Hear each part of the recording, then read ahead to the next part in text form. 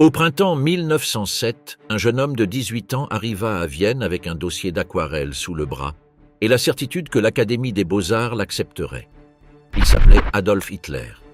Il était né le 20 avril 1889 à Braunau am Inn, une petite ville autrichienne à la frontière avec la Bavière, fils d'Alois Hitler, fonctionnaire des douanes au caractère rigide et autoritaire, et de Clara Pölzl, qu'Adolphe adorait avec une intensité que les psychologues ont plus tard décrite comme le seul lien affectif véritablement profond de sa vie.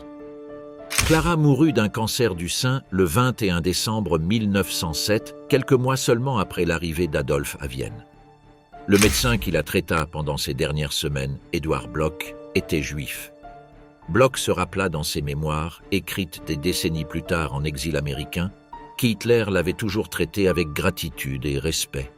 En 1938, après l'Anschluss, Bloch reçut une protection inhabituelle de la Gestapo qui lui permit d'émigrer en toute sécurité.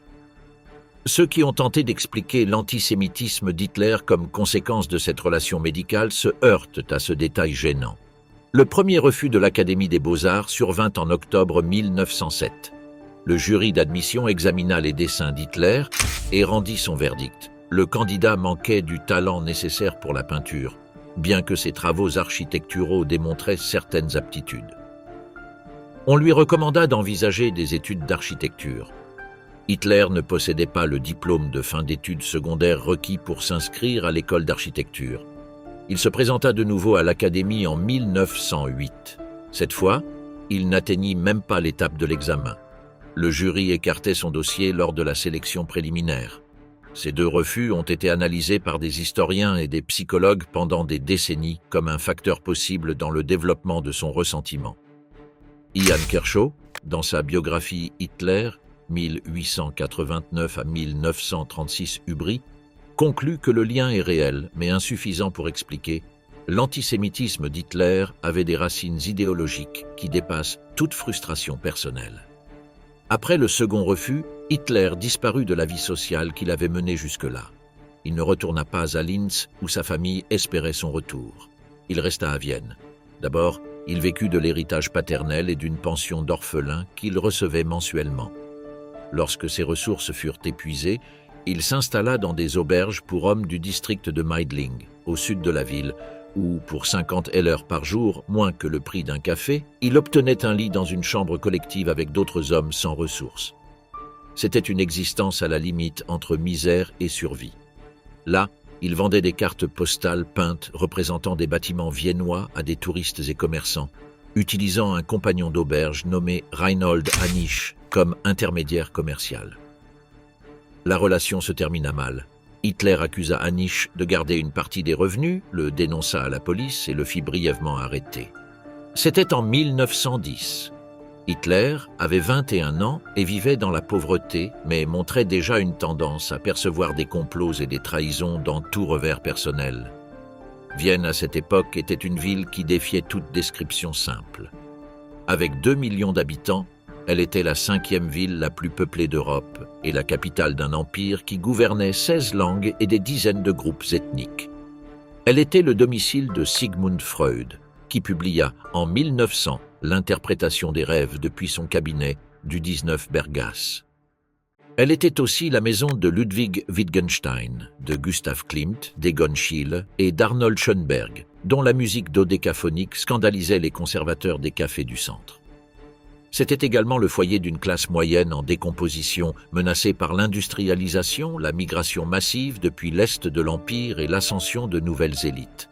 Cette classe moyenne, qui avait perdu ses certitudes économiques, mais conservait une identité culturelle qu'elle considérait supérieure à celle des immigrants récents, constituait un terreau parfait pour le populisme antisémite. En 1907, Vienne comptait une communauté juive d'environ 175 000 personnes, soit 8,6% de la population totale de la ville. Cette communauté était extraordinairement visible dans la vie intellectuelle, commerciale et professionnelle de la capitale. Les Juifs viennois étaient représentés de manière disproportionnée dans la médecine, le droit, le journalisme, la banque et les arts. Parmi les médecins de la ville, environ 60% étaient juifs. Parmi les avocats, près de 50%. Dans la presse, des journaux comme le Neue Freie Presse, le quotidien le plus influent d'Autriche, étaient dirigés et écrits principalement par des journalistes juifs.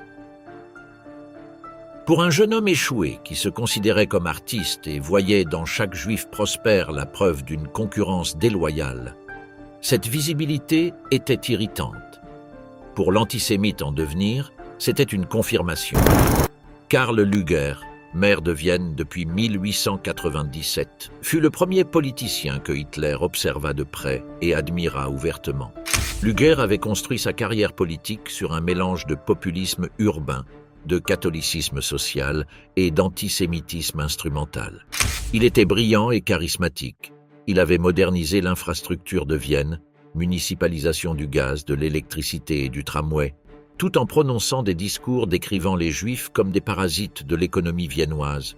Ce qui était remarquable chez Lueger et que Hitler observa attentivement, c'était que son antisémitisme était sélectif et pragmatique. Lorsqu'un critique lui fit remarquer qu'il fréquentait des personnes juives, il répondit par une phrase devenue célèbre « C'est moi qui décide qui est juif ». Pour Hitler, cette phrase incarnait une leçon politique fondamentale.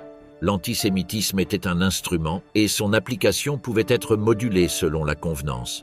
Lueger mourut en mars 1910.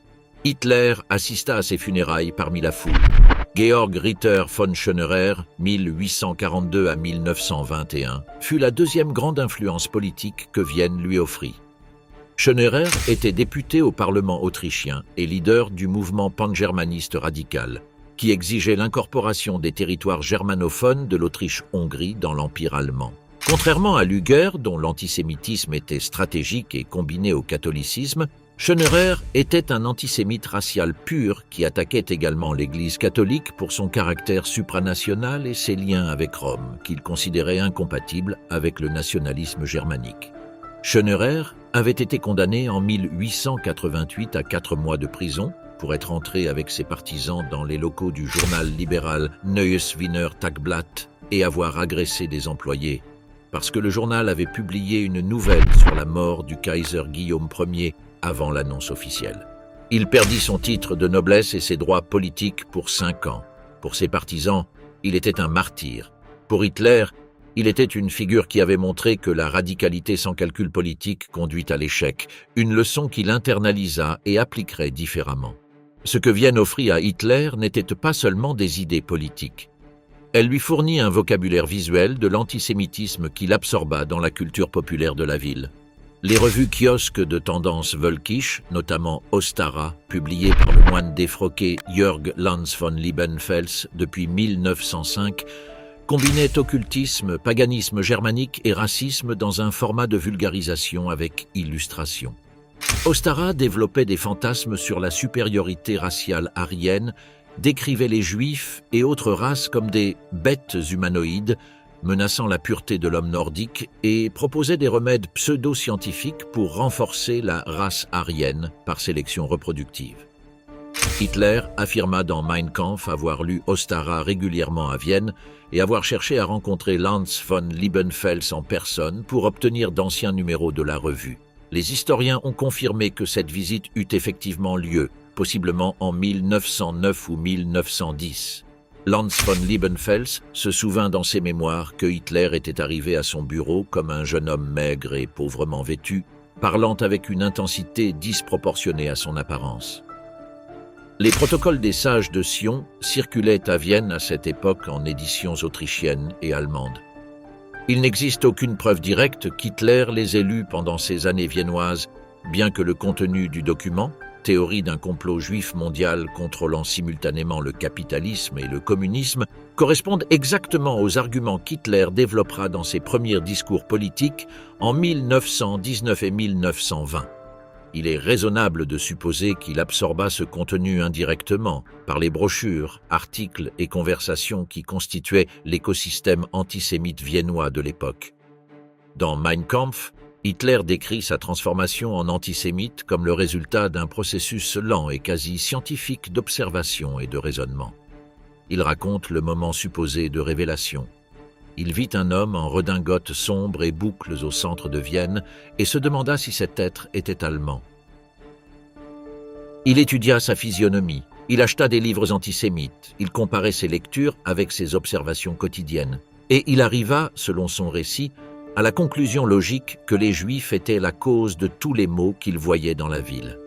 Les historiens, dirigés par Brigitte Hamann dans son étude exhaustive Hitlers Wien, 1996, ont déconstruit ce récit avec une documentation détaillée. Hamann a montré que plusieurs compagnons d'Hitler à l'auberge de Meidling étaient juifs, qu'Hitler entretenait des relations commerciales fluides et sans tension apparente avec des marchands d'art juifs, et qu'il n'existe aucune preuve contemporaine qu'il manifesta un antisémitisme militant pendant ces années viennoises.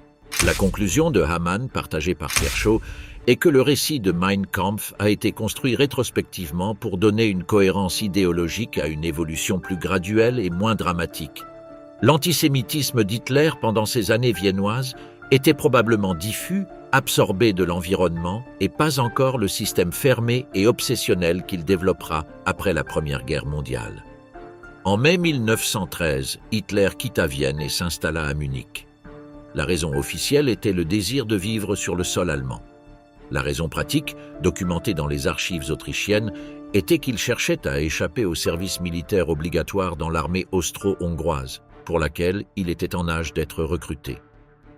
Les autorités autrichiennes le localisèrent à Munich et le convoquèrent pour un examen médical à Salzbourg en février 1914. Il fut classé inapte au service de combat et auxiliaire pour faiblesse physique. 4 mois plus tard, la guerre qui définirait sa vie commença. L'Allemagne avant Hitler, un terrain déjà empoisonné. En 1871, lorsque Otto von Bismarck unifia les États allemands sous la couronne du Kaiser Guillaume Ier, l'Empire allemand naquit avec une contradiction fondamentale en son sein. L'émancipation légale des Juifs allemands avait été proclamée la même année. Pour la première fois dans l'histoire du territoire, les Juifs étaient des citoyens égaux devant la loi, avec le droit de voter, d'exercer des professions et d'occuper des fonctions publiques. Cette émancipation était réelle sur le papier. Dans la pratique, elle s'accompagna d'une réaction de ressentiment qui croissait proportionnellement à la rapidité avec laquelle les Juifs allemands profitaient des nouvelles opportunités. Le processus d'intégration fut extraordinairement rapide. Dans les décennies 1870 et 1880, les Juifs allemands, qui ne constituaient que 1,2% de la population totale de l'Empire, étaient largement surreprésentés par rapport à leur poids démographique dans les domaines de la médecine, du droit, de la banque, du commerce de gros et du journalisme. À Berlin, la capitale de l'Empire, environ 12% des médecins et 25% des avocats étaient juifs à la fin du XIXe siècle. Les grands magasins qui transformèrent le commerce urbain allemand, Wertheim, Tietz, Kadewe, furent fondés et dirigés par des familles juives. Cette visibilité fut interprétée par certains secteurs de la bourgeoisie allemande, non pas comme le résultat naturel de l'émancipation légale, mais comme la preuve d'une capacité d'infiltration suspecte. Le succès juif, loin de réfuter les stéréotypes antisémites, les alimentait avec de nouvelles preuves apparentes. Le krach boursier de 1873, connu en Allemagne sous le nom de Gründerkrach, l'effondrement des fondateurs, fut le déclencheur de la première grande vague d'antisémitisme politique moderne dans l'Empire. La spéculation incontrôlée qui avait suivi l'euphorie de l'unification s'effondra en mai de cette année-là, ruinant des milliers de petits investisseurs de la classe moyenne allemande. Les banquiers juifs, visibles dans les cercles financiers berlinois, furent désignés comme responsables de manière disproportionnée par rapport à leur participation réelle à la spéculation. L'historien Werner Jochmann a documenté dans ses études sur l'antisémitisme allemand de cette période que la crise de 1873 créa pour la première fois un marché politique pour l'antisémitisme économique parmi les secteurs de la classe moyenne, jusque-là indifférents ou relativement tolérants. Adolf Stoecker, aumônier de la cour impériale et prédicateur luthérien d'une grande influence, fonda en 1878 le Christliche Sozialpartei, Parti social-chrétien, le premier parti politique allemand à intégrer l'antisémitisme comme élément central de son programme. Stoecker attaquait les Juifs depuis la chaire et la tribune parlementaire avec des arguments mêlant religion et économie. Les Juifs étaient responsables du libéralisme qui détruisait les communautés traditionnelles allemandes, du capitalisme financier qui exploitait les travailleurs et du marxisme qui menaçait l'ordre chrétien. Son parti n'atteignit jamais la majorité, mais il plaça le discours antisémite au centre du débat politique allemand avec une légitimité que ni le moine du coin ni le pamphlétaire de rue n'auraient pu lui conférer. Stocker fut reçu dans les salons de l'aristocratie prussienne, prêcha devant le Kaiser Guillaume Ier lui-même et fut toléré par Bismarck comme un instrument utile pour canaliser le mécontentement social vers des objectifs qui ne menaçaient pas l'État. Heinrich von Treitschke fut le second grand vecteur de l'antisémitisme académique allemand de cette période. Treitschke était professeur d'histoire à l'université de Berlin, membre du Reichstag et probablement l'historien allemand le plus influent de sa génération. En novembre 1879, il publia dans les Preußischen Jahrbüchern, les Annales prussiennes, la revue académique la plus prestigieuse d'Allemagne, un article intitulé « Unsere Aussichten », nos perspectives, dans lequel il forgea la phrase qui deviendra le slogan de l'antisémitisme allemand pendant des décennies. « Die Juden sind unser Unglück » « Les Juifs sont notre malheur ». Treitschke n'était pas un agitateur de taverne, il était un intellectuel respecté qui écrivait dans le registre d'une analyse historique rigoureuse. C'est exactement ce qui rendit son intervention dangereuse. Elle donna à l'antisémitisme l'apparence d'une pensée académique sérieuse, le rendit citable dans les universités et respectable dans les cercles bourgeois qui auraient méprisé la démagogie de Stocker. La phrase de Treitschke eut un parcours historique que son auteur n'avait pas anticipé. Des décennies plus tard, Julius Streicher l'utilisa comme épigraphe permanente dans les pages de Der Stürmer. Lorsque les gardiens de Nuremberg fouillèrent la cellule de Streicher avant son exécution, ils trouvèrent parmi ses affaires une copie soulignée des articles de Treitschke. La ligne qui va du professeur berlinois de 1879 au journal antisémite de 1934 n'est pas métaphorique. Elle est documentaire. La réponse de la communauté juive allemande à la campagne antisémite de Treitschke fut menée par l'historien Theodor Mommsen, également professeur à Berlin et lauréat du prix Nobel de littérature en 1902. Mommsen publia en 1880 une réplique directe à Treitschke dans laquelle il défendait l'intégration complète des Juifs dans la société allemande et dénonçait l'antisémitisme comme une maladie sociale irrationnelle. L'échange entre Treitschke et Mommsen dans les revues académiques allemandes fut suivi avec attention par toute l'élite intellectuelle de l'Empire. Mais l'histoire retint davantage la phrase de Treitschke que les arguments de Mommsen. La haine est plus mémorable que la raison. En 1880, le politicien conservateur Bernhard Förster, beau-frère de Friedrich Nietzsche qui rejeta publiquement son beau-frère pour ses idées, organisa la première grande pétition antisémite de l'Empire allemand.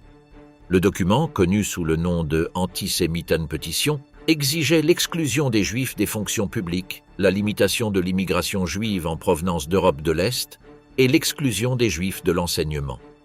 Elle recueillit 265 000 signatures en moins de 2 ans et fut présentée au chancelier Bismarck qui l'ignora. Mais l'exercice démontra ce que les organisateurs savaient. L'antisémitisme disposait d'une base sociale suffisante pour devenir une force électorale.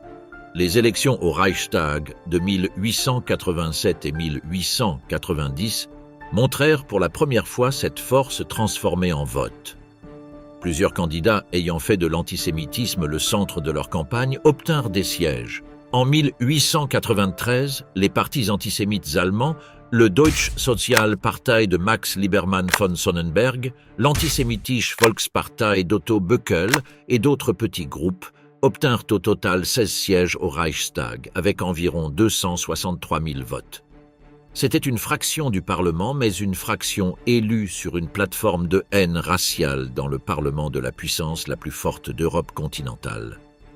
L'historien Richard S. Levy documenta dans The Downfall of the Anti-Semitic Political Parties in Imperial Germany, 1975, que ces partis antisémites s'effondrèrent électoralement dans la première décennie du XXe siècle, en partie à cause de leurs querelles internes et en partie parce que leurs électeurs furent absorbés par les partis conservateurs traditionnels qui adoptèrent une rhétorique antisémite sans en faire le thème unique.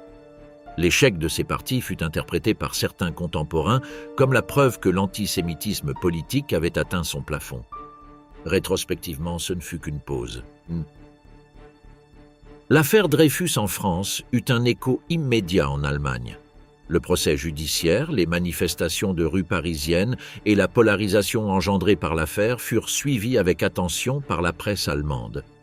Ce que les antisémites allemands virent dans l'affaire Dreyfus n'était pas l'injustice d'une accusation fausse, mais la confirmation que les Juifs pouvaient infiltrer l'armée et l'État de n'importe quel pays, même la France, la démocratie la plus ancienne d'Europe continentale. Les journaux antisémites allemands, Deutsche Sozialblätter, Staatsbürgerzeitung, Reichsbote, publièrent des analyses présentant l'affaire comme une preuve du pouvoir caché des Juifs. L'antisémitisme français était pour eux un miroir rassurant. Ils n'étaient pas les seuls à percevoir le danger. La migration massive des Juifs d'Europe de l'Est fut le troisième grand facteur qui alimenta l'antisémitisme allemand durant la période pré-hitlérienne, entre 1880 et 1914. Les persécutions tsaristes dans l'Empire russe, les pogroms qui suivirent l'assassinat du tsar Alexandre II en 1881 et la misère du Pale of Settlement, la zone de peuplement forcé où vivait la majorité des Juifs russes, poussèrent entre 2 et 3 millions de Juifs à émigrer vers l'Ouest.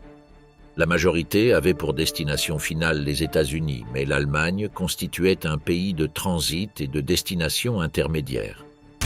Les Juifs de l'Est, les Ostjuden, étaient visuellement différents des Juifs allemands assimilés.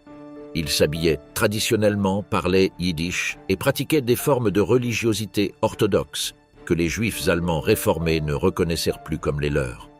Leur arrivée fut inconfortable, tant pour les Allemands non-juifs que pour les Juifs allemands des classes moyennes, qui craignaient que la visibilité des nouveaux venus n'aggrave l'antisémitisme dont ils étaient eux-mêmes victimes.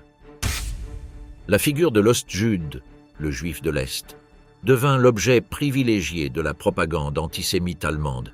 C'était le Juif authentique, non assimilé, porteur de tous les traits que les stéréotypes antisémites attribuaient à la race. La Première Guerre mondiale interrompit mais ne supprima pas cette dynamique. Le Judenzählung, le recensement des Juifs dans l'armée, ordonné par le Haut Commandement en octobre 1916, déjà mentionné dans le chapitre précédent, eut un effet dévastateur sur le moral des soldats juifs allemands combattant sur le front. C'était la première fois que l'armée allemande séparait ses propres soldats selon des critères raciaux pour vérifier s'ils remplissaient leurs obligations militaires. La mesure validait implicitement l'accusation antisémite selon laquelle les Juifs évitaient le combat. Lorsque les résultats démontrèrent le contraire, ils furent classifiés et jamais publiés. Le mal était déjà fait. Ce que Hitler trouva en arrivant à Munich en 1913, puis en commençant sa carrière politique en 1919, n'était pas un pays vierge qu'il fallait convaincre de l'antisémitisme depuis zéro. Il trouva un pays où l'antisémitisme avait 40 ans d'histoire politique organisée, une tradition académique qui lui avait conféré une respectabilité intellectuelle, une presse qui le diffusait régulièrement et une classe moyenne qui l'avait absorbé comme faisant partie du paysage culturel normal. Sa contribution ne fut pas d'inventer la haine, ce fut de la transformer de bruit de fond en programme de gouvernement. La naissance du parti nazi, l'antisémitisme comme programme politique. Le 12 septembre 1919, Adolf Hitler assista pour la première fois à une réunion du Deutsche Arbeiterpartei, DAP, Parti ouvrier allemand, dans l'arrière-salle du Sternecker-Bräu, une brasserie de la vieille ville de Munich. Il était arrivé en tant qu'agent du département d'agitation et de renseignement du 4e bataillon de fusiliers de la Reichswehr bavaroise, envoyé pour surveiller les groupes d'extrême droite qui proliféraient dans la ville depuis l'écrasement de la République soviétique de Bavière en mai de la même année. Le parti qu'il trouva comptait moins de 60 membres actifs, se réunissait dans des arrière-salles de brasserie et ne disposait ni de structure ni d'argent. Anton Drexler, fondateur du parti, était de profession tourneur sur chemin de fer, un nationaliste de la classe ouvrière convaincu que le marxisme et le capitalisme étaient deux faces de la même pièce juive. À ses côtés, Dietrich Eckart était la figure intellectuellement la plus formée du cercle initial. Poète, dramaturge, éditeur de l'hebdomadaire antisémite Auf gut Deutsch, en bon allemand, et homme disposant de relations dans la bourgeoisie et l'aristocratie munichoise. Eckart avait traduit en allemand Peer Gynt d'Ibsen, consommait régulièrement de l'opium et était convaincu depuis des années qu'une figure providentielle transformerait l'Allemagne. Lorsqu'il rencontra Hitler, il crut l'avoir trouvé. C'est Eckart qui introduisit Hitler dans les salons de la haute société bavaroise, qui lui apprit à s'habiller et à se comporter dans ces milieux, et qui le mit en relation avec les financiers dont le parti avait besoin. Dans le premier volume de Mein Kampf, Hitler dédia le livre avec ces mots « À cet homme qui consacra sa vie à éveiller son peuple allemand ». Ce que Hitler découvrit au cours de ses premières semaines n'était pas seulement un parti. Il découvrit qu'il possédait un talent exceptionnel pour l'éloquence. Son premier discours public eut lieu le 16 octobre 1919 au Hofbräukeller de Munich, devant 111 personnes. Il parla pendant 30 minutes des causes de la défaite allemande et de la responsabilité juive. À la fin, la salle l'acclama. Dans ses notes ultérieures, Hitler décrivit ce moment comme une révélation. Il sut qu'il avait trouvé sa vocation. Les rapports de l'armée sur ses activités de propagande le décrivent déjà à cette époque comme un orateur de masse d'une habileté remarquable. Le 24 février 1920, au Hofbräuhaus de Munich, devant près de 2000 personnes, Hitler présenta le programme en 25 points du parti, qui adopta ce jour-là le nom de Nationalsozialistische Deutsche Arbeiterpartei, NSDAP. La réunion fut tumultueuse, des groupes organisés étaient prêts à interrompre, et les SA, les sections d'assaut du parti, encore en formation, répondirent par la violence physique. Hitler parla pendant plus de 2 heures. Le programme qu'il présenta était explicite dans ses objectifs antisémites. Le point 4 stipulait qu'aucun juif ne pouvait être citoyen allemand. Le point 5 les classait comme étrangers soumis à la législation sur les étrangers. Le point 23 exigeait que les journaux juifs soient interdits ou soumis à la censure préalable. Le point 24 défendait la liberté religieuse uniquement pour ceux qui ne représentèrent pas une menace pour l'esprit germanique, formule qui excluait de manière transparente le judaïsme. La réunion se termina sans incident grave. Hitler sortit convaincu que le mélange d'agitation nationaliste, d'antisémitisme et de promesses de rédemption sociale constituait une formule électorale viable. Il y a un aspect du fonctionnement interne du parti nazi à ses débuts qui est rarement mentionné: la construction délibérée d'une liturgie para-religieuse. Les réunions du parti n'étaient pas des rassemblements politiques ordinaires.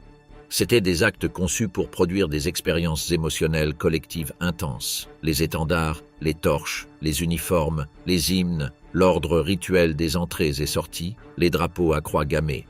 Tout était calculé pour créer un sentiment d'appartenance sacrée que les églises établies ne fournissaient plus à de nombreux Allemands sécularisés mais spirituellement affamés. Hitler avait observé cette dimension dans la politique viennoise et l'avait perfectionnée.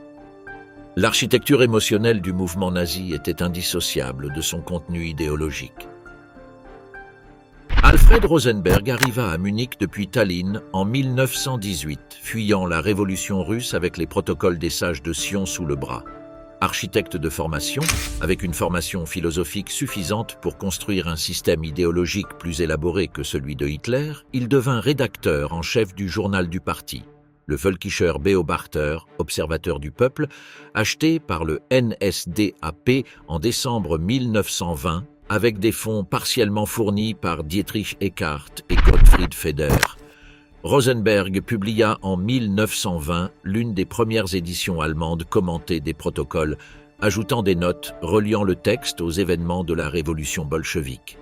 Pour lui, Lénine et Trotsky étaient la preuve vivante du complot décrit par les protocoles. Hitler lut ces éditions. Les références dans Mein Kampf au protocole suivent de près les annotations de Rosenberg. Julius Streicher, instituteur à Nuremberg et orateur antisémite de taverne, fonda l'hebdomadaire Der Stürmer en mars 1923. Le journal adopta dès le départ un style inédit dans la presse politique allemande. Caricatures grossières, accusations de crimes sexuels, libelles sanglants adaptés au XXe siècle. Streicher comprit que pour toucher un public peu instruit, il fallait s'adresser à l'instinct plutôt qu'à la raison. Ces caricatures représentaient les Juifs avec des traits physiques délibérément répugnants, associés à des rats, des serpents et des parasites. La répétition constante de ces images pendant des années construisit chez les lecteurs réguliers une association réflexe entre le mot « juif » et une réaction de dégoût viscéral. Les psychologues sociaux ultérieurs appelleraient cela « conditionnement classique appliqué à la propagande politique ». En 1923, Streicher se fondit dans le NSDAP et devint depuis l'un des partisans les plus fidèles et inconditionnels d'Hitler.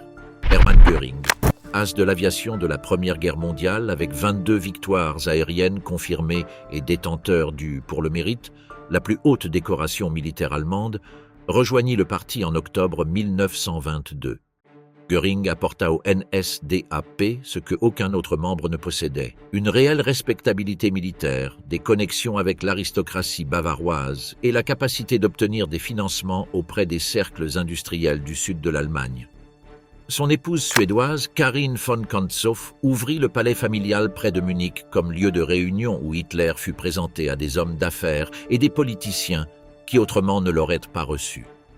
C'est Göring qui organisa et forma officiellement les SA, les transformant de groupes de brasseurs voyous en une force paramilitaire avec une structure de commandement. Le putsch de la brasserie et la consolidation idéologique. L'après-midi du 8 novembre 1923, le Bürgerbräukeller de Munich était rempli. Gustav von Kahr, commissaire général de l'État de Bavière, prononçait un discours devant environ 3000 personnes, parmi lesquelles figuraient des personnalités éminentes de la politique et des affaires bavaroises. À 20h30, un groupe d'hommes armés fit irruption par les portes latérales. Adolf Hitler sauta sur une chaise, tira un coup de pistolet au plafond et annonça que la révolution nationale avait commencé. Il tenait un pistolet à la main et affichait sur son visage une certitude qui, selon les témoins présents, était presque hypnotique. Ce qui suivit dans les heures suivantes montra à la fois l'audace de Hitler et ses limites réelles. Il réussit à faire déclarer verbalement son soutien à la révolution à von Kahr, au général Otto von Lossow et au colonel Hans-Ritter von Seisser, les trois hommes exerçant un pouvoir réel en Bavière, dans une salle à l'arrière, sous la menace directe d'une arme. Il obtint également qu'Erich Ludendorff, le héros de guerre le plus admiré d'Allemagne, apparaisse dans le lieu pour apporter un soutien moral au coup d'État. Mais alors que Hitler gérait la situation à l'intérieur, von Kahr envoya des messages codés à la garnison de Munich ordonnant de résister. Lorsque Hitler quitta le bâtiment pour résoudre un problème à un autre endroit de la ville, Ludendorff, croyant à l'honneur des militaires, laissa partir von Kahr. Ce fut l'erreur fatale de la nuit. À l'aube du 9 novembre, il était évident que le coup d'État avait échoué politiquement. La garnison militaire de Munich ne s'était pas jointe. Le gouvernement central de Berlin avait déclaré l'état d'urgence. Mais Hitler et Ludendorff décidèrent de tenter un dernier coup, marcher vers le centre-ville, vers le ministère bavarois de la Défense, en comptant sur la présence de Ludendorff pour paralyser les soldats qui s'y opposeraient. La colonne, composée de 2000 à 3000 personnes, avançait par la Residenzstrasse vers la Feldherrnhalle, le loge commémorative devant laquelle un détachement d'une centaine de policiers bavarois bloquait le passage. Ce qui se passa dans les secondes suivantes fait l'objet de débats historiques. Les deux camps affirmèrent après coup que l'autre avait tiré le premier. Ce qui est certain, c'est que dans le bref échange de tirs, 16 nazis et 4 policiers furent tués. Hitler, qui marchait bras dessus bras dessous avec l'homme à côté de lui, se disloqua l'épaule en se jetant au sol lorsque les coups de feu commencèrent. Selon certains témoins, l'homme à côté de lui fut touché et Hitler tomba entraîné par le poids du corps qui s'effondra. Selon d'autres, il se jeta volontairement. Göring reçut une balle à l'aine et fut évacué en Autriche, où son addiction à la morphine commença pendant sa convalescence. Ludendorff continua à avancer sans se baisser, traversa le cordon policier et fut arrêté sans résistance. Hitler s'enfuit en voiture et fut arrêté 2 jours plus tard à la villa Ernst-Hanfstaengl à Uffing am Staffelsee, au sud de Munich, caché dans un placard avec le bras en écharpe. Le procès, qui se déroula du 26 février au 1er avril 1924 dans le bâtiment de l'école d'infanterie de Munich, fut la première scène nationale pour Hitler. Les 3 juges du tribunal, présidés par Georg Netthardt, sympathisant déclaré du mouvement Völkisch, permirent à Hitler d'interrompre les témoins, de prononcer des discours de plus de 2 heures et de transformer chaque séance en acte de propagande. Hitler ne nia pas les faits. Il les revendiqua. il déclara qu'il n'était pas un traître, mais que ceux qui l'avaient précédé au pouvoir étaient les véritables traîtres de l'Allemagne. La salle applaudit plusieurs fois. Les journaux de tout le pays reproduisirent ces discours.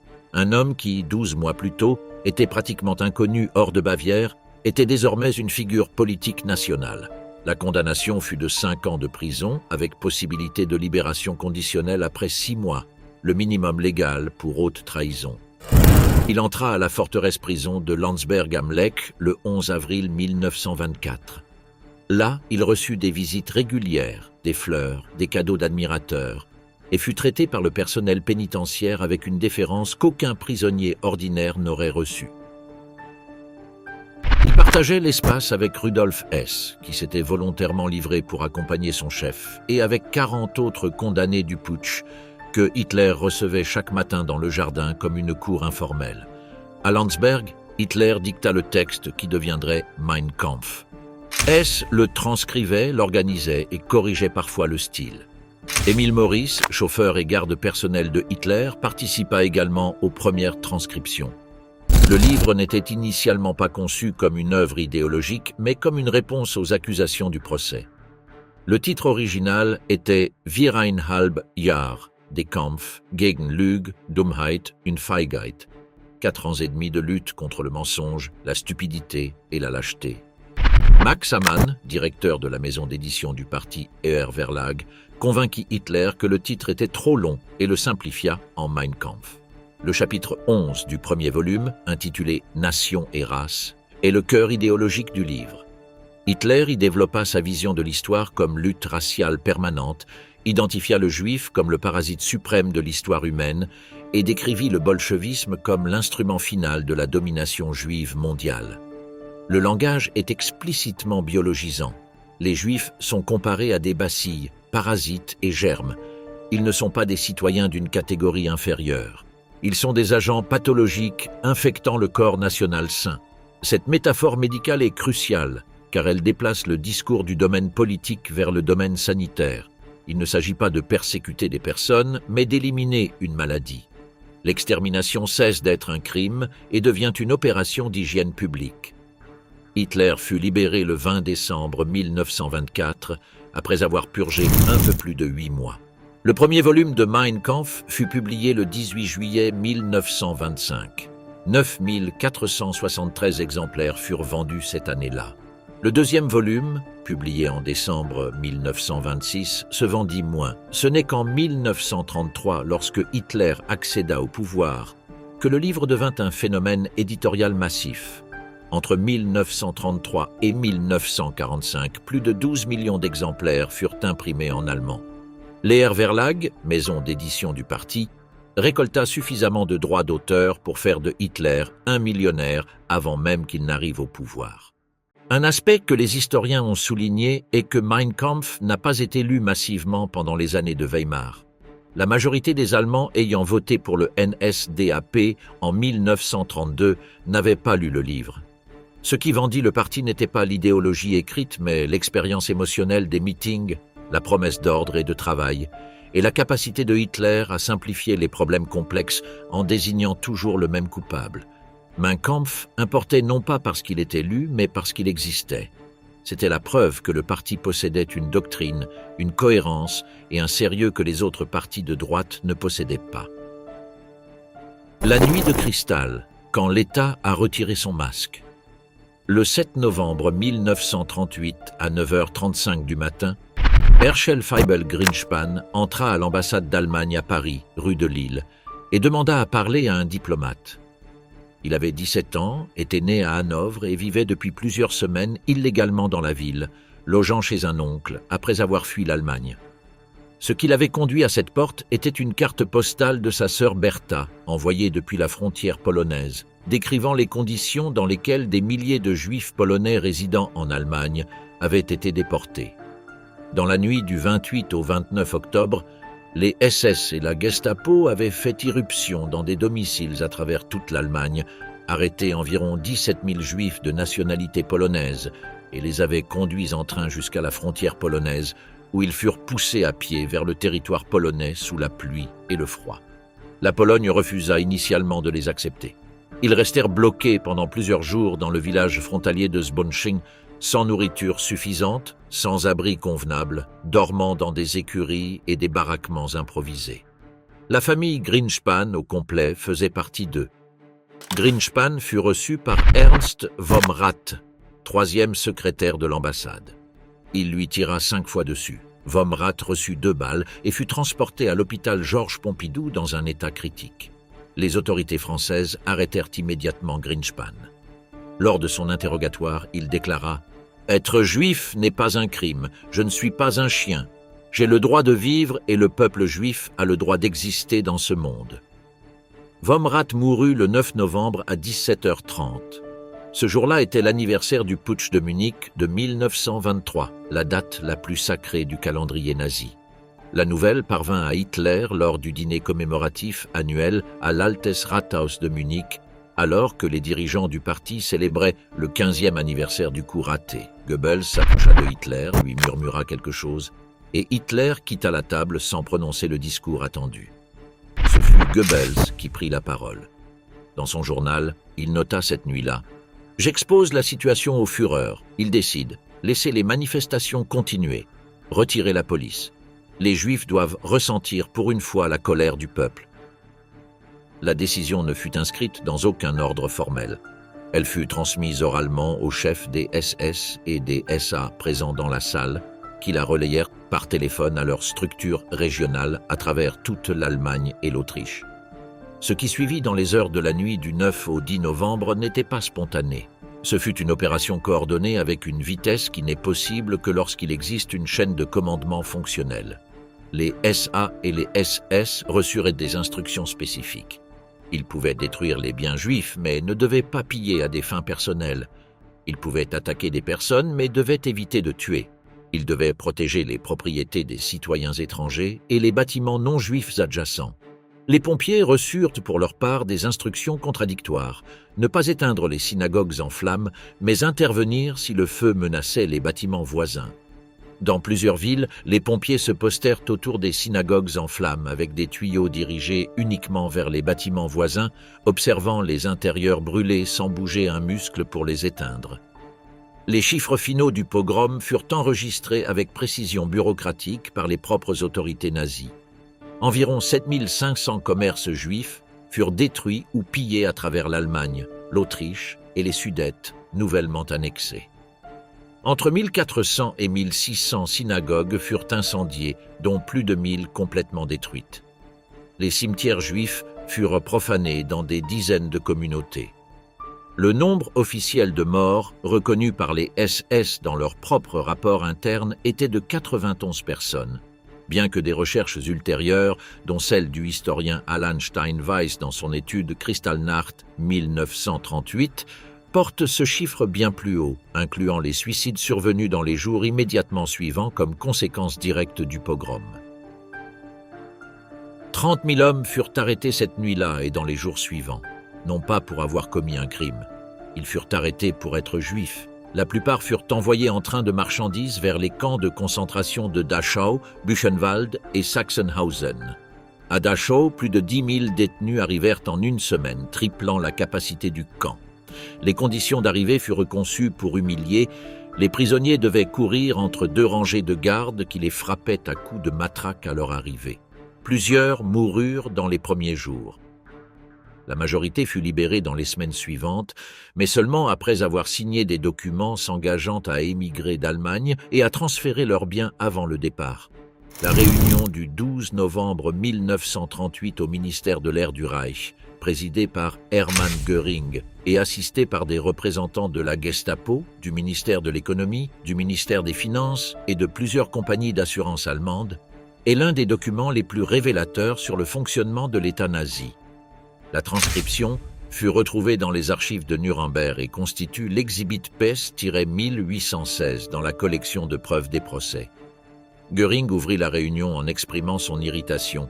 La destruction de biens avait été économiquement contre-productive. Les vitrines brisées étaient pour la plupart en verre importé de Belgique et leur remplacement coûterait des devises étrangères que l'Allemagne ne pouvait se permettre de dépenser. Les compagnies d'assurance allemandes devaient techniquement indemniser les propriétaires des commerces détruits, même si beaucoup de ces propriétaires étaient juifs. La solution adoptée fut multiple. L'État confisqua les paiements d'assurance dus aux propriétaires juifs. Une amende collective d'1 milliard de marks fut imposée à l'ensemble de la communauté juive allemande comme expiation de leurs crimes hostiles. Et la législation sur l'arianisation obligatoire fut accélérée pour transférer tous les commerces juifs restants à des propriétaires ariens avant le 1er janvier 1939. Lors de cette même réunion, Reinhard Heydrich, chef du service de sécurité des SS, présenta des statistiques sur l'émigration juive et proposa des mesures pour l'accélérer. Il souligna que depuis 1933, environ 50 000 juifs par an avaient émigré d'Allemagne, mais que le rythme était insuffisant.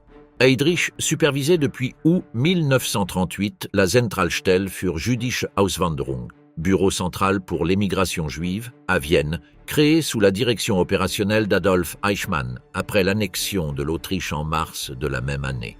Le système viennois s'était révélé plus efficace que l'allemand.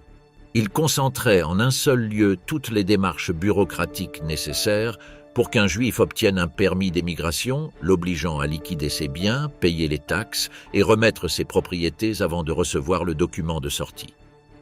C'était, selon les propres mots d'Eichmann lors de son procès à Jérusalem, une chaîne de montage de l'émigration forcée. Entre mars et novembre 1938, environ 50 000 juifs avaient quitté l'Autriche selon ce système.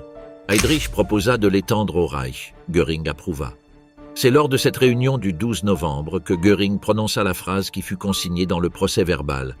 Il aurait préféré, au lieu de détruire des biens, que 200 juifs soient tués. Le commentaire révèle une logique froide et utilitaire. La destruction de biens était économiquement inefficace, mais l'élimination physique des personnes était, du point de vue de Göring, un objectif légitime seulement mal exécuté dans sa méthode.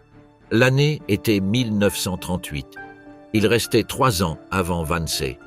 Ce que la Kristallnacht communiqua au monde extérieur fut tout aussi significatif. Les ambassades des États-Unis, de Grande-Bretagne et de France à Berlin envoyèrent des rapports détaillés à leur capitale.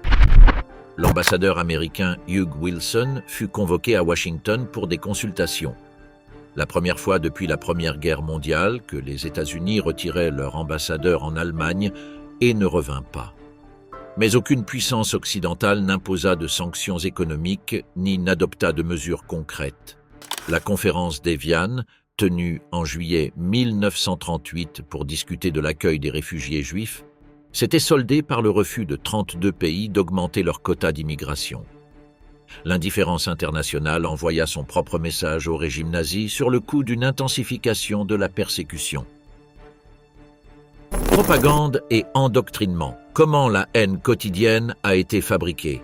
Le premier discours radiodiffusé d'Adolf Hitler a eu lieu le 1er février 1933, 2 jours après sa nomination au poste de chancelier. Des millions d'Allemands l'écoutèrent en direct. En 1933, il y avait environ 4 millions de récepteurs radio en Allemagne. En 1939, ce chiffre était passé à 16 millions, faisant de l'Allemagne le pays avec la plus forte densité de récepteurs radio par habitant dans le monde. Ce n'était pas un hasard. Le régime nazi a fabriqué et distribué le Volksempfänger, le récepteur du peuple, un appareil radio bon marché conçu spécialement pour que les foyers ouvriers et paysans puissent se le permettre. Le prix fut fixé à 76 marks, soit environ 2 semaines de salaire d'un ouvrier industriel. Le Volksempfänger avait une limitation technique délibérée. Sa gamme de fréquences suffisait pour capter les stations allemandes, mais ne permettait pas de recevoir les stations étrangères. C'était un instrument de réception unidirectionnel conçu pour un seul usage. Goebbels comprit dès le premier jour que la radio était qualitativement différente de la presse écrite. La presse exigeait l'alphabétisation, une attention soutenue et un effort actif de lecture. La radio atteignait la personne pendant qu'elle faisait autre chose, manger, travailler, se reposer. Elle était omniprésente et passive. Dans les bars, les usines et les marchés, des haut-parleurs publics, les Gemeinschaftsempfänger, furent installés pour diffuser les discours de Hitler et les bulletins du parti. Lorsque Hitler parlait, les rues se vidaient car les gens se pressaient autour des haut-parleurs. La voix du Führer était omniprésente. Le contenu de ces émissions suivait une structure conçue par le ministère de la Propagande lui-même. Les émissions d'information ne faisaient pas la distinction entre nouvelles et propagande. Les bulletins incluaient des statistiques économiques toujours présentées en termes de redressement national, des récits de crimes commis par des juifs soigneusement sélectionnés et des annonces des mesures gouvernementales face à la menace juive, présentées comme des réponses naturelles aux provocations. Le langage était analysé en permanence. Victor Klemperer, qui écoutait les émissions depuis son appartement à Dresde en prenant des notes désespérées pour son étude linguistique, documenta comment le nazisme transforma l'allemand quotidien. Des mots comme fanatisch, fanatique, prirent une connotation positive. Volk, peuple, acquit une charge raciale qu'il n'avait pas auparavant. Le mot jude, juif, fut vidé de son contenu humain et rempli d'un contenu menaçant. Cette ingénierie linguistique n'était pas spontanée. Elle résultait de directives hebdomadaires du ministère de la Propagande distribuées à tous les directeurs des médias du pays, indiquant quels mots utiliser, quelles expressions éviter et quels cadres appliquer à chaque information. Le cinéma fut le deuxième instrument. La Reichsfilmkammer, chambre du film du Reich, sous la tutelle du ministère de la Propagande, contrôlait la production, la distribution et la projection de tous les films en Allemagne à partir de septembre 1933. Les Juifs furent immédiatement exclus de l'industrie cinématographique. Acteurs, réalisateurs, scénaristes, producteurs et distributeurs perdirent leur licence. Beaucoup émigrèrent à Hollywood, où leur présence contribua paradoxalement à l'essor du cinéma américain dans les années 30 et 40. Ceux qui restèrent furent effacés des crédits de leurs propres films. Fritz Lang, réalisateur de Metropolis et M, dont la mère était juive, fut convoqué par Goebbels en 1933 pour diriger la cinématographie du Reich. Lang prit le train pour Paris le jour même. Les films antisémites ayant le plus grand impact n'étaient pas les plus explicitement propagandistes, mais ceux qui mélangeaient le message avec le divertissement populaire. Der ewige Jude, le Juif éternel, fut présenté en novembre 1940, réalisé par Fritz Hippler sous les instructions directes de Goebbels. Le film alternait des images des ghettos polonais tournés pendant l'occupation de la Pologne avec des séquences de rats dans un égout, établissant explicitement l'équivalence visuelle. Un narrateur à la voix solennelle expliquait les caractéristiques raciales du Juif, ses méthodes d'infiltration dans les sociétés aryennes, et sa responsabilité dans le communisme et le capitalisme mondial. Le film fut projeté dans les cinémas de toute l'Allemagne occupée, mais l'affluence fut inférieure aux attentes. Les rapports du Sicherheitsdienst, le service de renseignement des SS, indiquèrent qu'une partie du public quittait la salle lors des scènes les plus cruelles, non par rejet idéologique, mais par répulsion physique face aux images. Goebbels nota dans son journal que le film était trop brutal pour le goût du public ordinaire et produisait l'effet inverse sur les spectateurs moins réceptifs. L'exposition itinérante Der ewige Jude, inaugurée à Munich en novembre 1937 et ayant parcouru 18 villes allemandes avant de se rendre à Vienne après l'annexion de l'Autriche en 1938, eut beaucoup plus de succès. Plus de 412 000 personnes visitèrent l'exposition uniquement à Munich dans les premières semaines. La conception de l'exposition était un exercice d'architecture de la perception. Le visiteur avançait à travers une série de salles dont la taille et l'éclairage étaient calculés pour provoquer d'abord la claustrophobie, puis le contraste. Les premières salles montraient des images de Juifs d'Europe de l'Est présentées comme représentatives de l'ensemble de la communauté juive mondiale. Hommes en levite noire, rue de ghetto, marché en yiddish. Les salles suivantes établissaient la prétendue connexion entre ces images et le bolchevisme, la presse juive et la finance internationale. La dernière salle montrait l'Allemagne nazie renouvelée. Autoroutes, usines, familles blondes dans des jardins. Le contraste constituait l'argument. Les manuels scolaires furent l'instrument d'endoctrinement le plus systématique et le plus durable. Le national-socialistischer Lehrerbund, Ligue des enseignants nationaux socialistes, qui comptait en 1937 plus de 97% des enseignants allemands comme membres, distribua des directives pédagogiques dans toutes les matières. En biologie, le concept de hygiène raciale, Rassenhygiene, devint un contenu obligatoire dès la première année de l'enseignement secondaire. Les manuels de biologie incluaient des tableaux comparatifs de crânes, des diagrammes de caractéristiques physiques raciales et des explications sur l'héritage génétique supposé des comportements moraux. Les élèves devaient mémoriser les différences anatomiques entre les types raciaux et apprendre à les identifier visuellement. En mathématiques, les exercices incluaient des calculs sur le coût économique de l'entretien des malades mentaux, des personnes handicapées et des races inférieures dans la société. Un manuel de mathématiques de 1935, Rechnen des Volk, un peuple qui calcule, contenait des exercices tels que « Un malade mental coûte à l'État 4 marks par jour. Calcule combien d'argent l'État économiserait en 10 ans si 300 000 malades mentaux étaient éliminés. » L'endoctrinement antisémite et l'endoctrinement eugéniste étaient les deux faces du même programme, définir qui méritait d'appartenir à la communauté nationale et qui était un fardeau dispensable. Les jeunesses hitlériennes et la Ligue des jeunes filles allemandes n'enseignaient pas seulement, elles surveillaient. Les jeunes étaient encouragés à rapporter les commentaires critiques de leurs parents, des voisins écoutant des stations étrangères, des enseignants exprimant des doutes sur la doctrine raciale. Des cas documentés existent où des enfants dénonçaient leurs parents dans les archives de la Gestapo.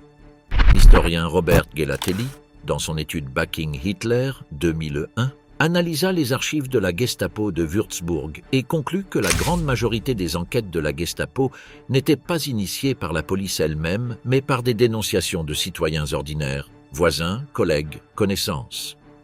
L'état de surveillance nazi n'avait pas besoin d'un grand nombre d'agents car il comptait sur un réseau de dénonciateurs volontaires créé par l'idéologie. Der Stürmer de Julius Streicher mérite une analyse plus approfondie car son fonctionnement révèle quelque chose que la propagande la plus sophistiquée ne pouvait pas accomplir. La pénétration dans les couches sociales les plus résistantes aux arguments théoriques. Le journal n'argumentait pas, il accusait.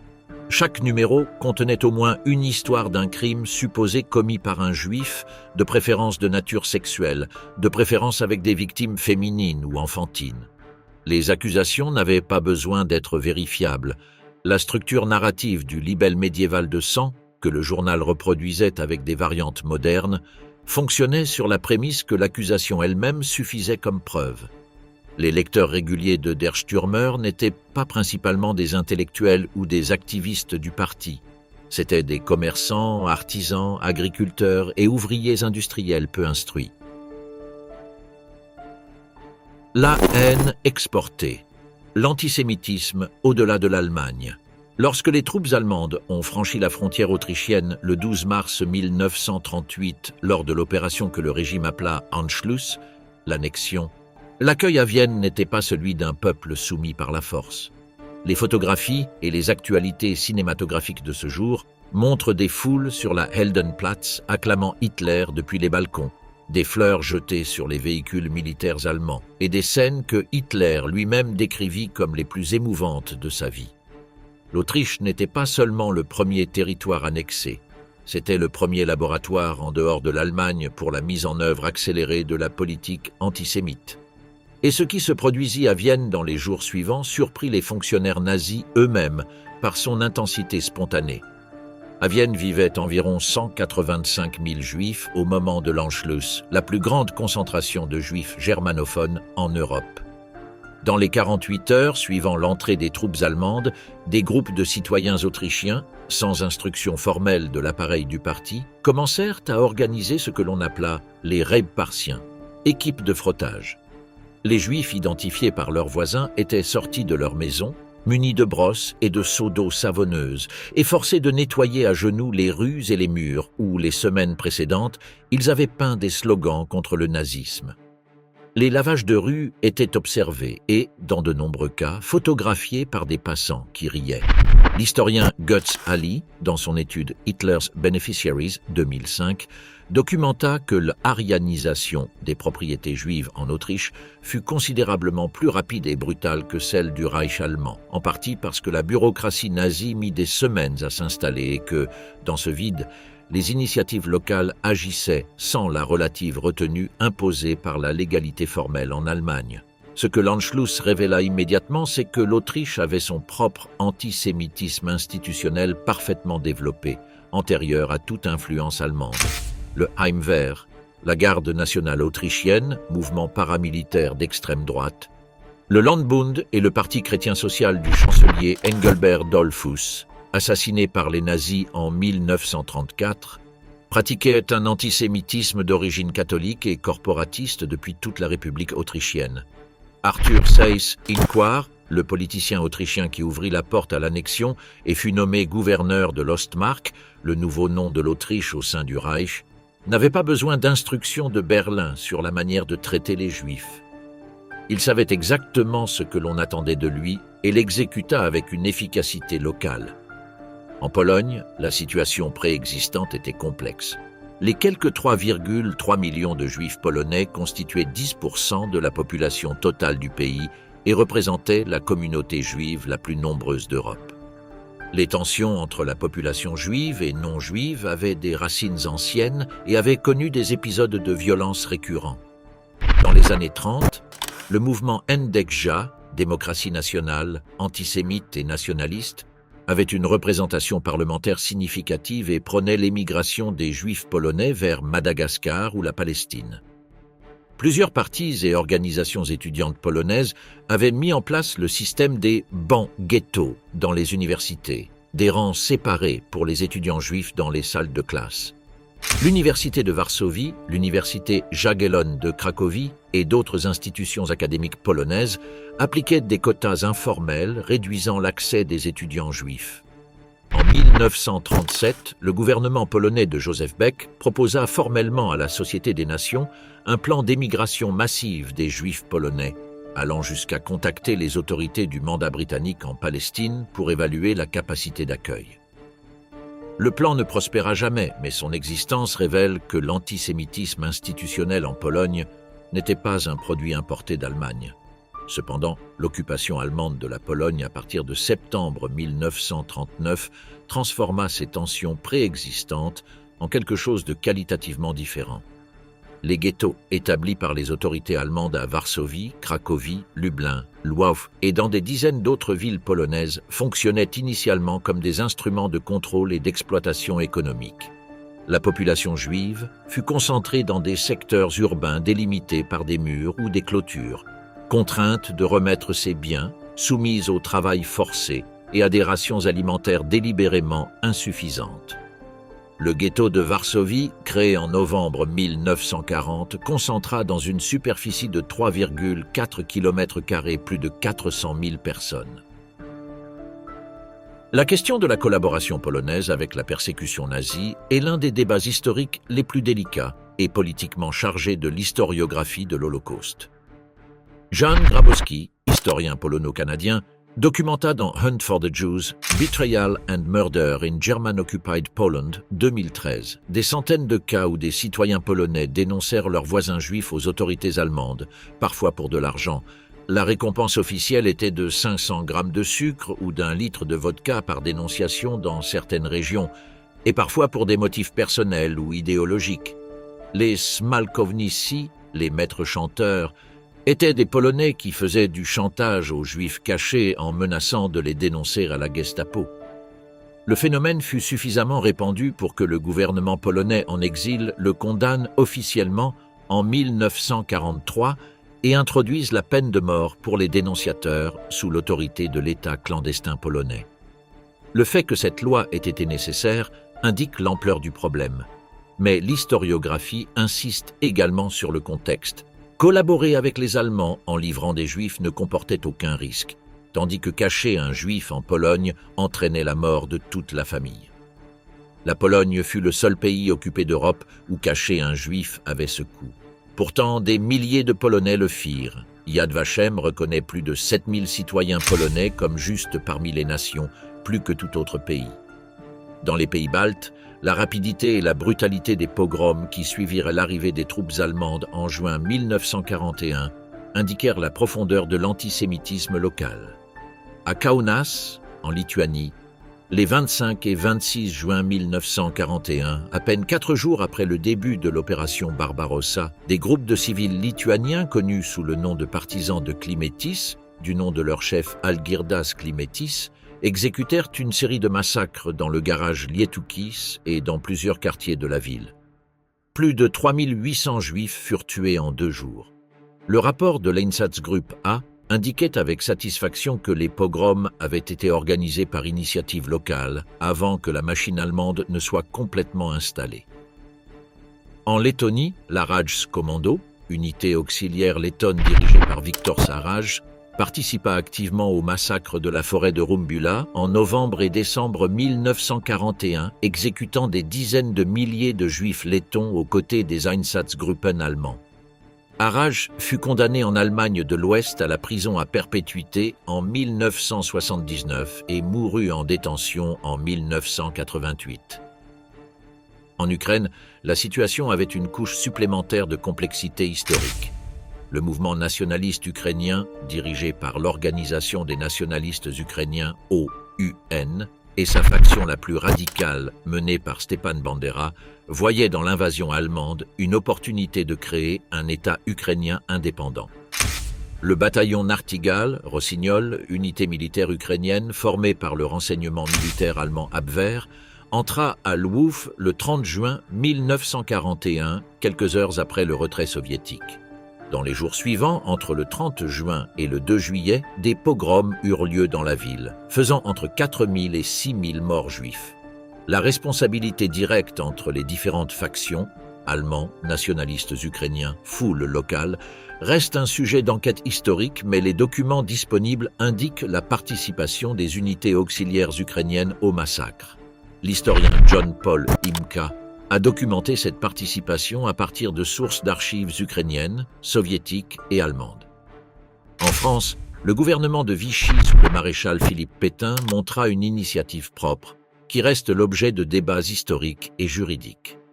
Le statut des Juifs du 3 octobre 1940 fut élaboré par des juristes français sans instructions allemandes préalables et était à certains égards plus restrictif que la législation allemande équivalente. Il excluait les Juifs de la fonction publique, de l'armée, de l'enseignement, de la presse, du cinéma et des professions libérales.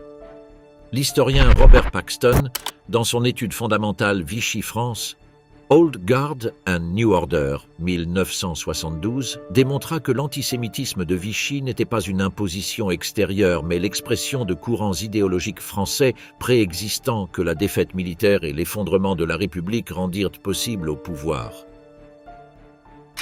En juillet 1942, la police française organisa et exécuta la grande rafle du Vélodrome d'hiver.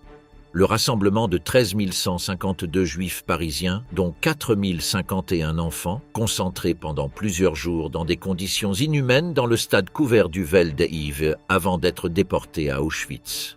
Les autorités allemandes avaient initialement demandé seulement la détention des juifs adultes. C'est René Bousquet, secrétaire général de la police de Vichy, qui proposa d'inclure les enfants pour faciliter la cohérence des déportations familiales. Cette décision fut française. Bousquet survécut à la guerre, fut jugé et symboliquement condamné en 1949, réhabilité pendant des décennies dans les cercles du Parti socialiste français. Il était un ami personnel de François Mitterrand et fut finalement assassiné en 1993 par un malade mental alors qu'il allait être de nouveau jugé pour crime contre l'humanité, privant la France d'un procès qui aurait été son propre Nuremberg. Aux Pays-Bas, l'appareil administratif néerlandais collabora à l'identification et à la déportation des Juifs néerlandais, avec une efficacité que les Allemands eux-mêmes louaient dans leurs rapports internes. Parmi les quelques 140 000 Juifs vivant aux Pays-Bas en 1940, environ 107 000 furent déportés et tués. Le taux de mortalité le plus élevé d'Europe occidentale, supérieur à celui de la France et de la Belgique. L'historien Pim Griffioen et le sociologue Ron Zeller ont expliqué cette différence par des facteurs structurels. Les Pays-Bas disposaient d'un système d'enregistrement administratif exceptionnellement détaillé facilitant l'identification raciale, une géographie plate sans zone montagneuse pour se cacher. et une administration locale qui continua de fonctionner sous les instructions allemandes sans les résistances institutionnelles observées dans d'autres pays. Le chef de l'administration civile allemande aux Pays-Bas, Arthur Seyss-Inquart, le même Autrichien qui avait ouvert la porte de l'Anschluss, trouva dans la bureaucratie néerlandaise un instrument plus efficace qu'il ne l'avait anticipé. En Roumanie, la situation avait ses propres caractéristiques. Le mouvement légionnaire, connu sous le nom de Garde de fer, fondé en 1923 par Corneliu Elea Codreanu, combinait le nationalisme orthodoxe à un mysticisme violent et un antisémitisme qui n'avait pas besoin de modèles allemands car il avait ses propres racines. En janvier 1941, lors du putsch légionnaire raté contre le maréchal Ion Antonescu, les légionnaires menèrent à Bucarest l'un des pogroms les plus sauvages de la période. Environ 125 juifs furent assassinés, beaucoup dans l'abattoir municipal où les corps furent suspendus à des crochets de boucher et marqués avec des tampons indiquant « apte à la consommation ». En octobre 1941, les troupes roumaines sous le commandement direct d'Antonescu assassinèrent entre 25 000 et 34 000 juifs à Odessa en 4 jours, sans participation allemande directe. Antonescu n'attendit pas d'instructions de Berlin. Il avait son propre programme de purification ethnique en Bessarabie et en Transnistrie, les territoires que la Roumanie avait perdus face à l'URSS en 1940 et reconquis avec l'invasion de 1941. Dans ces régions, les autorités roumaines tuèrent ou laissèrent mourir de faim et de froid entre 250 000 et 300 000 juifs entre 1940 et 1944, faisant de la Roumanie le deuxième État responsable du plus grand nombre de morts juives après l'Allemagne nazie. En Hongrie, le régent Miklos Horthy maintint une position ambiguë qui protégea pendant des années les Juifs hongrois de la déportation tout en les soumettant simultanément à une législation discriminatoire sévère et en utilisant des dizaines de milliers d'hommes juifs dans des bataillons de travail forcés sur le front de l'Est, où le taux de mortalité était très élevé en raison du froid, de la faim et des mauvais traitements. Cette ambiguïté prit fin le 19 mars 1944 avec l'occupation allemande de la Hongrie. Dans les 12 semaines suivantes, entre mai et juillet 1944, plus de 437 000 juifs hongrois furent déportés à Auschwitz-Birkenau dans une opération coordonnée par Adolf Eichmann, qui utilisa le chemin de fer hongrois comme instrument principal. Le directeur des chemins de fer de l'État hongrois, János Böhm, négocia avec Eichmann les tarifs. 4 pfennig par kilomètre et par passager adulte, moitié pour les enfants de moins de 10 ans. Les trains étaient de 3e classe. Chaque wagon de marchandises transportait entre 70 et 100 personnes. La vitesse de ces déportations, plus de 12 000 personnes par jour au moment de pointe, fut possible grâce à la collaboration active de la bureaucratie hongroise locale pour l'identification, la concentration et le transport des déportés. C'est précisément dans le contexte des déportations hongroises de 1944 qu'eut lieu l'un des épisodes les plus débattus de l'histoire de l'Holocauste, le soi-disant train Kastner. Rudolf Kastner, dirigeant sioniste de Budapest, négocia directement avec Eichmann la libération de 1684 juifs hongrois, choisis en partie pour leur lien avec la communauté sioniste, en partie pour leur capacité économique, contre de l'argent, des biens et la promesse de ne pas saboter les déportations. Ce train arriva en Suisse en décembre 1944. Le débat sur le fait que Kastner ait sauvé les quelques personnes qu'il pouvait, ou qu'il ait collaboré avec les Allemands pour sauver sa position, a divisé historiens et survivants pendant des décennies. Il fut assassiné à Tel Aviv en 1957. La haine sans limite vers la solution finale. En 1939, le régime nazi avait atteint ce qu'il avait promis dans son programme de 1920. Les Juifs avaient été expulsés de la vie économique, politique, culturelle et sociale allemande. Environ la moitié des 500 000 Juifs vivant en Allemagne en 1933 avaient émigré. Beaucoup étaient repartis en France, aux Pays-Bas, en Belgique et en Pologne. Des pays que la guerre atteindrait en 1940 et 1941. La guerre a changé les paramètres. En envahissant la Pologne en septembre 1939, l'Allemagne a incorporé dans son espace de domination environ 3 millions de Juifs polonais. En envahissant l'URSS en juin 1941, elle en a incorporé plusieurs millions de plus. Les politiques d'exclusion et de ghetto qui avaient fonctionné pour gérer un demi-million de personnes se sont révélées impossibles à étendre à cette échelle. Les Einsatzgruppen, unités mobiles d'extermination des SS, ont suivi l'armée allemande dans son avancée en Union soviétique et ont commencé à exécuter massivement les communautés juives. Les 29 et 30 septembre 1941, dans le ravin de Babi Yar, à la périphérie de Kiev, le Sonderkommando 4A de l'Einsatzgruppe C, sous le commandement de l'SS Standartenführer Paul Blobel, a exécuté 33 771 juifs en 2 jours. Ce fut le plus grand massacre individuel de la Seconde Guerre mondiale en un seul lieu et à une seule date. Les corps furent jetés dans le ravin. La terre fut déplacée pendant plusieurs jours. Le 20 janvier 1942, dans une villa au bord du lac de Wannsee, à la périphérie de Berlin, 15 hauts fonctionnaires du régime nazi se sont réunis pendant un peu plus de 90 minutes pour coordonner la mise en œuvre de ce qu'ils appelaient « Endlösung der Judenfrage », la solution finale de la question juive. Le protocole de cette réunion, rédigé par Adolf Eichmann, SS Obersturmbannführer et chef de la section 4B4 de la Gestapo responsable des affaires juives, fut découvert en 1947. Sa froideur bureaucratique reste l'un des documents les plus perturbants de l'histoire. À Wannsee, rien n'a été inventé. Les massacres avaient déjà lieu. Ce qui a été fait, c'est coordonner la bureaucratie, distribuer les responsabilités entre les ministères, déterminer que les Juifs de chaque pays occupé seraient transportés vers l'Est, que les incapables de travailler seraient éliminés immédiatement, que les capables de travailler seraient éliminés plus tard après épuisement par le travail forcé. Le langage du protocole de Wannsee est euphémistique tout au long du document. Les meurtres sont des traitements spéciaux. Les chambres à gaz sont des installations techniques. L'extermination est une évacuation vers l'Est. Mais derrière ce langage aseptisé se trouvait une opération qui, selon les estimations les plus acceptées par l'historiographie, a tué 6 millions de Juifs entre 1941 et 1945, soit environ un tiers de tous les Juifs du monde à cette époque.